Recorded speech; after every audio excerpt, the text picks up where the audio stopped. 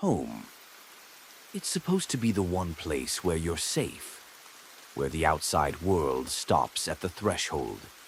But what if the danger doesn't knock? What if it's already inside? People install Ring cameras for safety, for peace of mind. But what they don't tell you is that sometimes what you see is worse than anything you could imagine. These are 4 true Ring camera horror stories, ones I wish I never saw. Story 1. The Hitchhiker. It was a Tuesday. Rain had been coming down in sheets since sunset, and the back roads out here turn into black water rivers after dark. I just wrapped up my last delivery and was headed home. I live off an old farm road a few miles out of town. No lights, no traffic, just miles of thick pine trees and the occasional mailbox swallowed by weeds. I remember seeing the fog hanging low over the ground, my high beams barely cutting through it. The only sound was the rain pelting the windshield and my wipers fighting to keep up. When I finally pulled into my gravel driveway, the Ring notification hit my phone. Motion detected. Front door. I hadn't even stepped out of the car yet. I figured maybe the wind had rattled the porch furniture, or a possum had climbed the steps again. But something made me check the footage. The video started at 2:28 a.m., and there he was. A man, maybe mid-30s, drenched to the bone. His hoodie clung to his frame, soaked straight through. His hands were empty. He stood still at the top of my porch steps, head slightly tilted, like he was listening. He didn't knock, didn't move. He just stared at the door, silent, and then, slowly, he turned his head and looked directly into the camera, like he knew I was watching. My stomach dropped. I paused the video, opened my car door, looked around. Nothing. No one. I sprinted inside with my heart pounding so hard it hurt.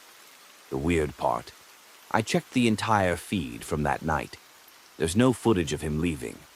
Just 35 seconds of silence, staring, then nothing.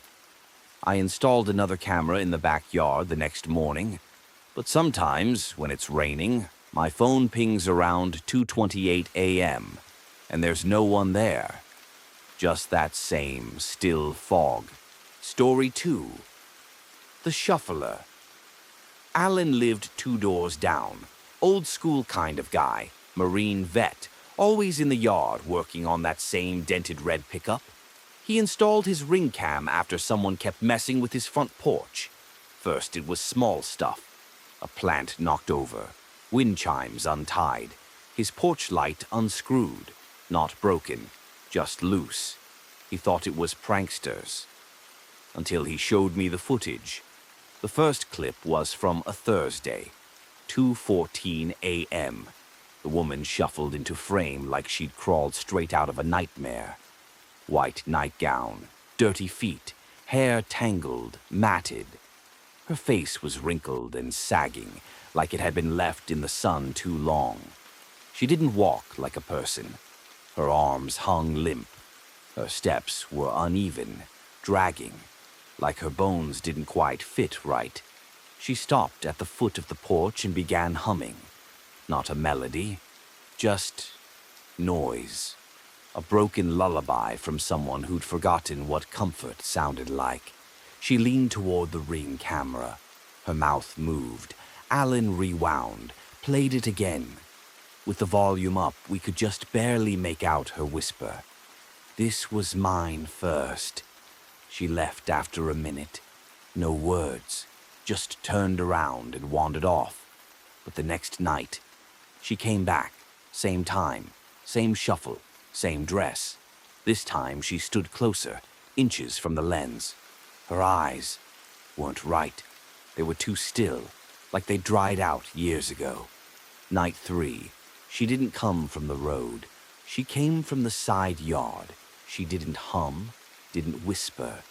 She just stared at the camera until the feed cut to static. Alan tried to show the police.